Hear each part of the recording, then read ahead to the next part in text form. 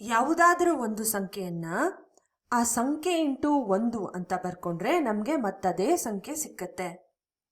ಇದೇ ರೀತಿ 2ರ ಘಾತ 3 ಅಂದ್ರೆ ಇದು ಒಂದು ಘಾತಾಂಕ. ಇದರಲ್ಲಿ ಆಧಾರ 2, ಘಾತ 3. ಘಾತಾಂಕದ ವ್ಯಾಖ್ಯಾನದ ಪ್ರಕಾರ ನಾವು 3 ಬಾರಿ 2ಅನ್ನ ಗುಣಿಸ್ಬೇಕಾಗತ್ತೆ. ಈ ಗುಣಲಬ್ಧವನ್ನು ಕೂಡ ನಾವು 1 ಇಂಟು 2 ಇಂಟು 2 ಇಂಟು 2 ಅಂತ ಬರ್ಕೊಂಡ್ರೆ ತಪ್ಪಾಗೋದಿಲ್ಲ. ಇದು ಬಂದು 8ಕ್ಕೆ ಸಮ. ಅದೇ ರೀತಿ 2ರ ವರ್ಗ 2 ಬಂದು 1 ಇಂಟು 2 ಇಂಟು 2ಕ್ಕೆ ಸಮವಾಗಿರುತ್ತೆ. ಇದು ಬಂದು 4.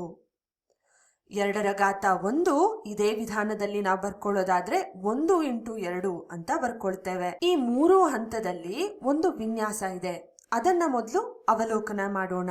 ಇಲ್ಲಿ ಘಾತಾಂಕವನ್ನ ನಾವು ಗಮನಿಸಿದ್ರೆ ಅದರ ಘಾತದಷ್ಟು ಬಾರಿ ನಾವು ಆಧಾರವನ್ನ ಗುಣಿಸ್ತಾ ಇದ್ದೇವೆ. ನಾವು ನೋಡ್ಬೋದು ಪ್ರತಿ ಹಂತದಲ್ಲೂ ಕೂಡ ಇದು ಸತ್ಯ.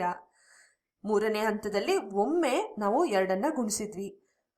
ಇದೇ ಒಂದು ಐಡಿಯಾನ ಇಟ್ಕೊಂಡು 2ರ ಘಾತ 0 ಏನಾಗಿರುತ್ತೆ ಅಂತ ಯೋಚನೆ ಮಾಡಿ ನೋಡಿ. 1 ಇಂಟು 0 ಬಾರಿ 2ಅನ್ನ ಗುಣಿಸೋದು ಅಂದ್ರೆ 2ಅನ್ನ ಗುಣಿಸದೇ ಇರೋದು. 2ರ ಘಾತ 0 ಬಂದು 1ಕ್ಕೆ ಸಮವಾಗಿರುತ್ತೆ. ಈ ರೀತಿ ನಾವು ಒಂದು ಘಾತಾಂಕದಲ್ಲಿ ಅದರ ಘಾತ 0 ಆಗಿದ್ದಾಗ ಅದರ ಮೌಲ್ಯ 1 ಆಗಿರುತ್ತೆ ಅಂತ ಕಂಡುಕೊಂಡ್ವಿ. ಇದು ಮೊದಲನೇ ವಿಧಾನ. ಈ ವಿಧಾನದಲ್ಲಿ ನಾವು ಬಳಸ್ಕೊಂಡಂತ ಮಾರ್ಗ ಬಂದು ಘಾತಾಂಕದ ಆಧಾರವನ್ನ ಅದರ ಘಾತದಷ್ಟು ಬಾರಿ ಗುಣಿಸೋದು.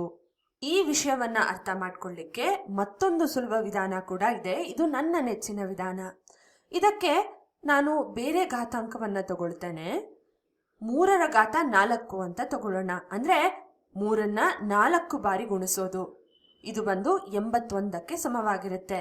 3ರ ಘನ ಏನಾಗಿರುತ್ತೆ ಅಂತ ನೋಡೋದಾದ್ರೆ 3ಅನ್ನ 3 ಬಾರಿ ಗುಣಿಸೋದು 27ಕ್ಕೆ ಸಮ.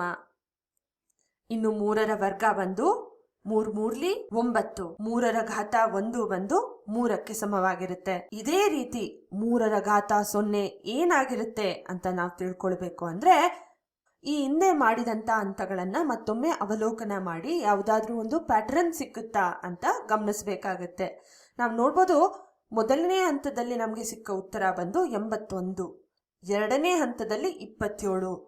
ಈ 81 ಮತ್ತು 27ರ ನಡುವೆ ಯಾವುದಾದ್ರೂ ಸಂಬಂಧ ಇದೆಯಾ ಅಂತ ನೋಡಬೇಕು. ಇದಕ್ಕೆ ಸಮನಾದ ಘಾತಾಂಕ ಬಂದು 3ರ ಘಾತ 4, 3ರ ಘಾತ 3. ಅಂದ್ರೆ ಮೊದಲನೇ ಹಂತದಲ್ಲಿ ನಾವು 4 ಬಾರಿ 3ಅನ್ನ ಗುಣಿಸಿದ್ವಿ. ಅದೇ 2ನೇ ಹಂತದಲ್ಲಿ 3 ಬಾರಿ ಗುಣಿಸಿದ್ವಿ. 81ರಿಂದ 27 ಸಿಗಬೇಕು ಅಂದ್ರೆ ನಾವು ಒಮ್ಮೆ 3ರಿಂದ ಭಾಗಿಸ್ಬೇಕಾಗತ್ತೆ.